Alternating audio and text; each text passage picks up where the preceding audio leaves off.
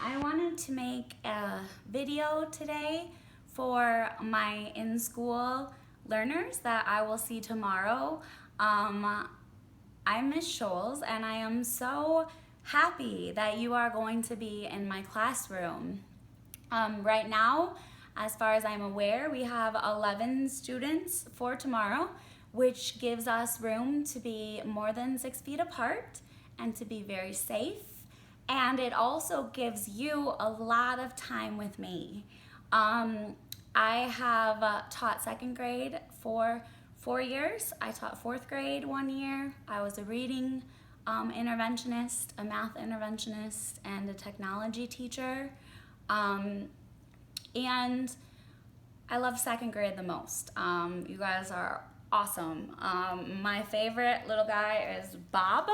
I brought these out here for you guys because you won't see them at school at first, because school's going to be a little bit different this year. So there might be things that we need to do to keep you safe that aren't quite as fun. But you can see Fred the Frog from here, and you get to see me tomorrow. And just think of it like an adventure, okay? This year is going to be amazing.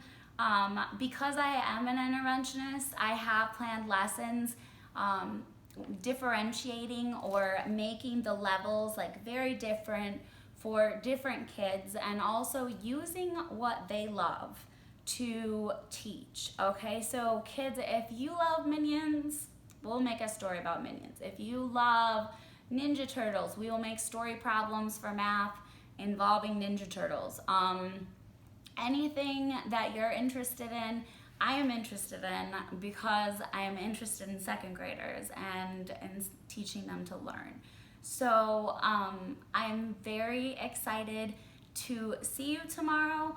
I will post a school supplies thing. I think the biggest thing to know is just that we don't use markers a lot in second grade because they bleed through. We use colored pencils like this, or crayons are fine. And usually we're using those to color in a pattern or to color in digraphs and blends, which are parts of a word. So it works a lot better if we can see the letters below. I also just wanted to show you, I know they're not in order right here, but my levels are, blue is the highest, because the rest are stoplight colors to me, even though it's kind of pink. I'm naming it red. So blue is if you do a wonderful job and you participate and you don't get any warnings, you get a blue sticker for that day. I have a piece of paper that you can take home with you and get signed so that your parents know how you're doing in class.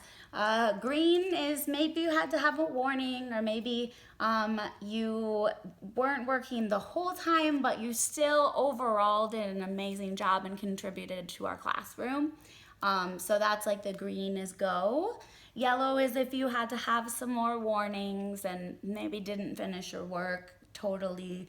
And red would be if you had to have 3 or more warnings, which usually I'm one of those teachers who gets along with kids very well. So I don't think that we'll have any problem. I know I've heard a million good things about you from your first grade teachers and from Legacy, and I'm really excited to work with you.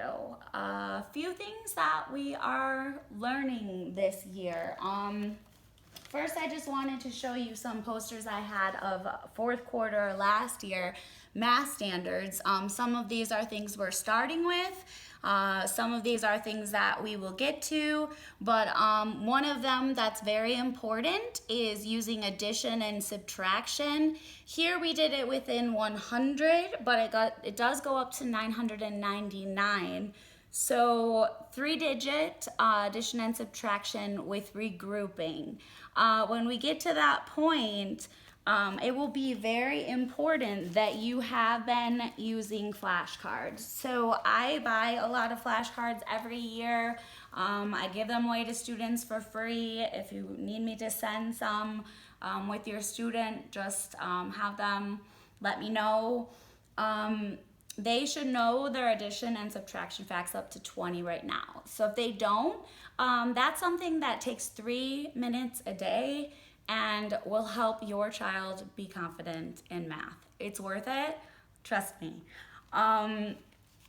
Another thing that is important is just having different strategies to learn reading, right? So these are some of the big strategies. Lips the fish, we're getting your lips ready to say the first sound in a tricky word if it's a blend. So things like BR or BL that kind of blend together like brr or bull. We get their lips to say that and the rest of it will follow. Eagle eyes, they can use the picture clues. So we have a lot of different strategies here. We have a lot of different strategies from Spalding that we use. And I am confident that your child will learn to read and become good at it by the end of the year. I think that there are so fewer students than what I usually work with that I can differentiate for the students, which means I can hit them right at their level. I do use leveled books from A to Z and the Spalding curriculum. And so once we figure out your child's level, you can be notified every time that they jump a level. If you want to call me and ask me what level they're at now, that's great. And it's something where you can really see the progress, and the books are a good match for them. So I've really looked forward to seeing all the students who are in class tomorrow, and I know probably the weirdest part is going to be the walk to school, like the walk into the school, because there's not going to be as many people as usual and people will need to kind of stay spaced out. But once you get to my classroom, it's a really warm, inviting place to be.